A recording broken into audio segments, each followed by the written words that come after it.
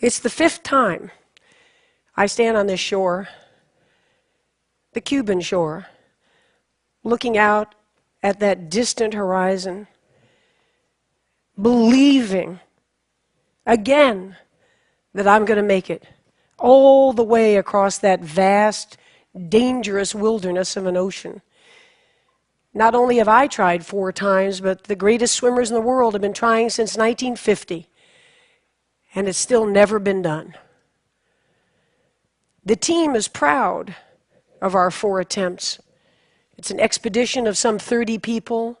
Bonnie is my best friend and head handler, who somehow summons will, that last drop of will within me when I think it's gone, after many, many hours and days out there.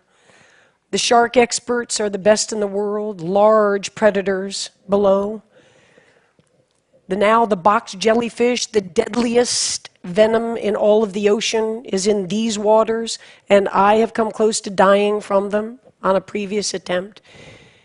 And here we've been on this journey, and the truth is it's been thrilling.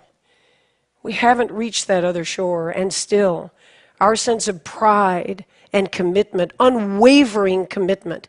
When I turned 60, the dream was still alive from having tried this in my 20s and dreamed it and imagined it. And at this point, by this summer, everybody, scientists, sports scientists, endurance experts, neurologists, my own team, Bonnie, said it's impossible. It just simply can't be done. And Bonnie said to me, but if you're going to take the journey, I'm going to see you through to the end of it. So I'll be there. And now we're there. And as we're looking out, kind of a surreal moment before the first stroke, standing on the rocks at Marina Hemingway, the Cuban flag is flying above, all my teams out in their boats, hands up in the air. We're here. We're here for you. Bonnie and I look at each other and we say, this year the mantra is, and I've been using it in training, find a way. You have a dream, and you have obstacles in front of you, as we all do. None of us ever get through this life without heartache, without turmoil. And if you believe and you have faith, and you can get knocked down and get back up again, and you believe in perseverance as a great human quality, you find your way. And Bonnie grabbed my shoulders and she said, let's find our way to Florida. And we started, and for the next 53 hours, it was an intense, unforgettable life experience. Tell you, to be in the azure blue of the Gulf Stream, as if as you're breathing, you're looking down miles and miles and miles, to feel the majesty of this blue planet we live on. It's awe-inspiring.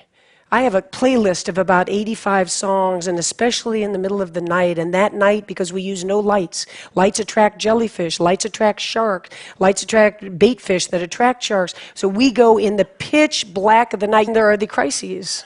Of course there are.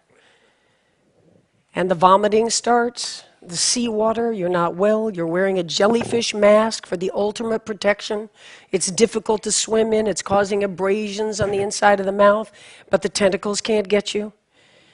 And the hypothermia sets in. The water's 85 degrees, and yet you're losing weight and using calories. And as you come over toward the side of the boat, not allowed to touch it, not allowed to get out, but Bonnie and her team hands me nutrition and asks me what I'm doing, how am I all right? I am seeing the Taj Mahal over here.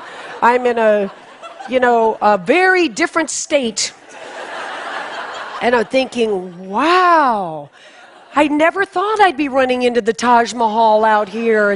It's gorgeous. I mean, how long did it take them to build that? It's just woo. And then we kind of have a cardinal rule that I'm never told really how far it is, because we don't know how far it is. What's going to happen to you between this point and that point? What's going to happen to the weather and the currents? And God forbid you're stung when you don't think you could be stung in all this armor. And Bonnie made a decision coming into that third morning that I was suffering and I was hanging on by a thread. And she said, "Come here." And I came close to the boat and she said, look out there. And I saw light because the day's easier than the night and I thought we were coming into day. And I saw a stream of white light along the horizon. And I said, "It's going to be morning soon." She said, "No, those are the lights of Key West." It was 15 more hours, which for most swimmers would be a long time. You have no idea how many 15-hour training swims I had done. And I'll tell you, when I walked up onto that beach, staggered up onto that beach, and I had, so many times in a very puffed up ego way, rehearsed what I would say. But the truth is, all those orations that I had practiced just to get myself through some training swims as motivation, it wasn't like that.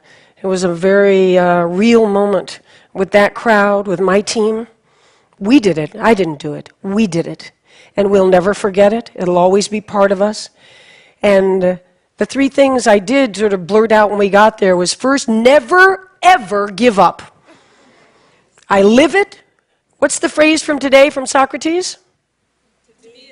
To be is to do. So I don't stand up and say, don't ever give up. I didn't give up. There was action behind these words. The second is, you can chase your dreams at any age. You're never too old. 64, that no one at any age, any gender could ever do, has done it, and has no doubt in my mind that I am at the prime of my life today. Yeah. When you achieve your dreams, it's not so much what you get as who you have become in achieving them. And the dream comes awake again in your imagination. No one's ever done it. I'm not sure when the next person will do it. That's how hard it is to get everything right. And when I say everything right, with all the experience I have, especially in this ocean, I never knew I would suffer the way I did. 90 minutes later, for 49 hours, the wind just blew like heck. And it was rough. My whole mantra this year was find a way. You don't like it, it's not doing well, find a way. You can't start getting in negative spaces. You start going like, this hurts too much. Why? Maybe another day. You talk yourself out of it. Find a way, I like that. Find a way.